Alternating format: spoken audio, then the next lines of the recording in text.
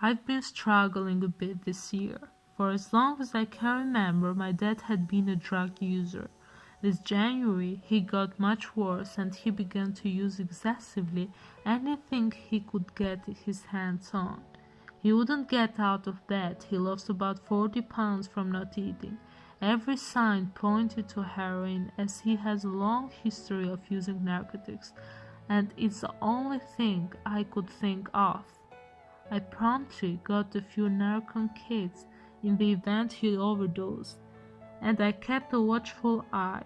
We called 911 one morning because he was unresponsive in bed, presumably an overdose.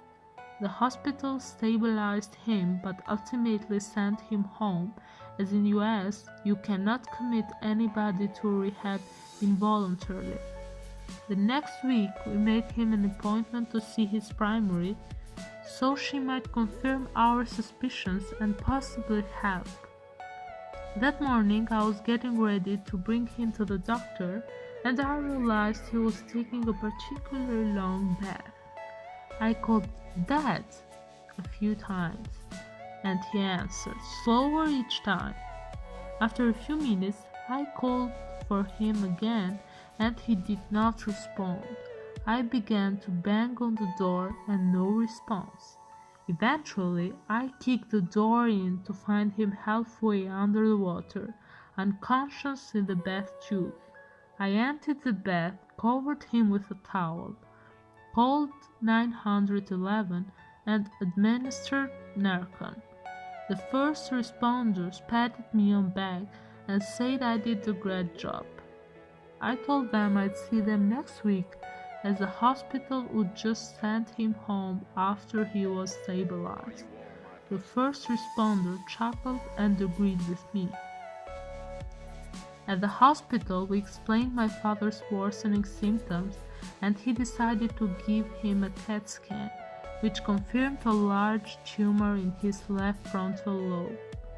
I was devastated, however somewhat relieved to know that it was not my father's choice to give up on his own life. The doctors operated 3 days later. After the operation, my dad quickly recovered physically. However, he was still desperate for his drugs. The doctor decided to send him to a TBI unit to receive some cognitive therapy.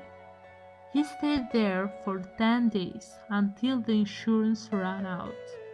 He received no cognitive therapy there, was locked in his room 24 hours, 7 days, and was exposed to COVID-19 by a nurse. When we brought him home yesterday, the first thing he did was snort 40 milligrams of oxy and has been chewing on his fentanyl patches. My mother relies on me to handle things, as she is an alcoholic and finds it difficult to deal with the stresses of life. Doctor visits are difficult to come by because of the COVID-19, and I worry for the safety of my weak parents. This has been a difficult year, to say the least, and I am attempting to focus on my grad school projects. However, it is exceedingly difficult to do so.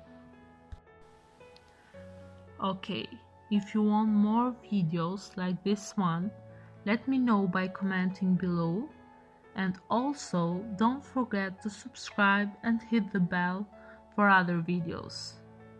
Thanks for watching.